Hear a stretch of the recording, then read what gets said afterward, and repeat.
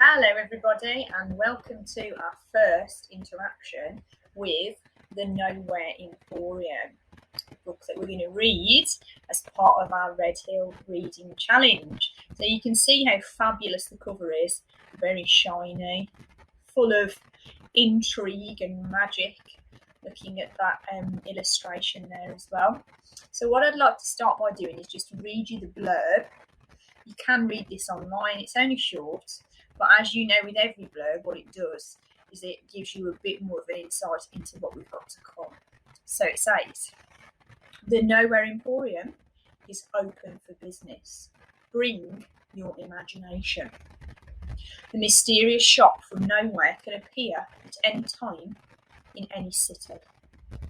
Its magical labyrinth of rooms contains wonders beyond belief. But to enter, you must pay a price. How so short, sweet, simple, but full of intrigue. Now, my next job is to read the prologue to you. Now, it's only short, and what a prologue does is it comes at the start of the story and just gives us a little bit of background. What's nice about this copy as well is that you've got a little bit of illustration going on. So you can see it's not all just plain. We have got bits and pieces that are picked out for us to kind of trigger our imaginations a little bit more.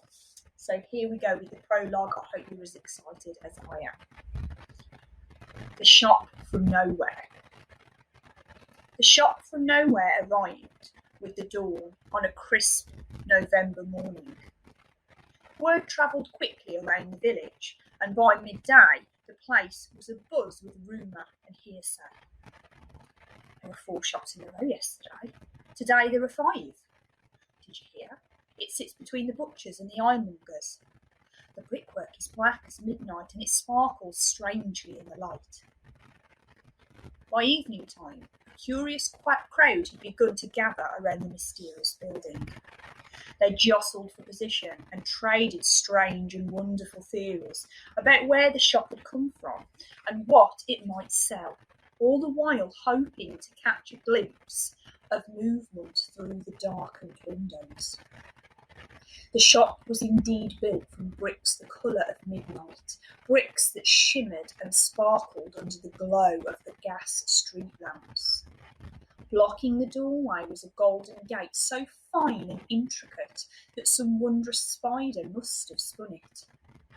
Over the windows, curling letters spelled out the name, the Nowhere Emporium.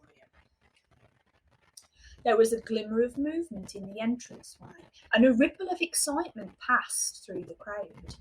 And then silence fell, a silence so deep and heavy that it seemed to hang in the atmosphere like mist. The shop's door swung open. The fine golden gate turned to dust, scattering in the wind. The air was suddenly alive with 100 scents, the perfume of toasted coconut and baking bread, of salty sea air and freshly falling rain, of bonfires and melting ice. A dove emerged from the darkness of the shop and soared through the air, wings flashing white in the blackness. The enchanted crowd watched as it climbed until it was lost to the night. And then, as one, they gasped.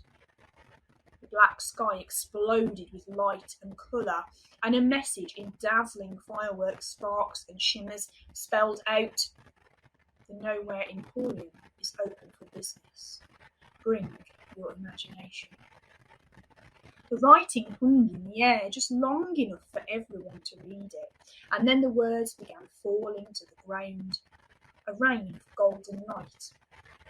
The crowd laughed in delight, reaching out to catch the sparks as they fell.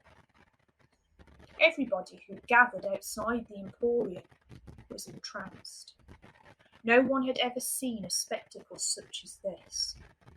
One by one they walked forward, touched the sparkling black brickwork, examined the tips of their fingers. And then they stepped through the door to find out what was waiting. 2 days later, when the shop had vanished, a stranger arrived in the village. He was polite, and he paid for his room with stiff new banknotes.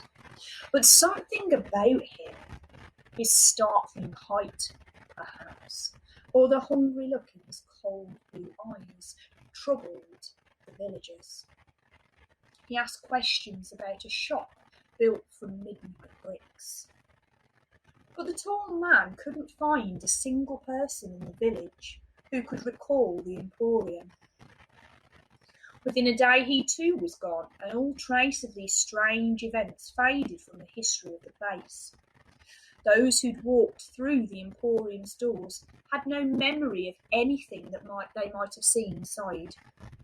More importantly, none of them recalled the price of admission, the little piece of themselves they'd given for a glimpse at the Emporium's hidden secrets and wonders. Bring your imagination, the sign in the sky had requested. Okay, that's all for the prologue. Hopefully next week we'll get these books out to you and we'll be able to do our first chunk of reading with some more tasks. Do make sure you've joined the Google Classroom group.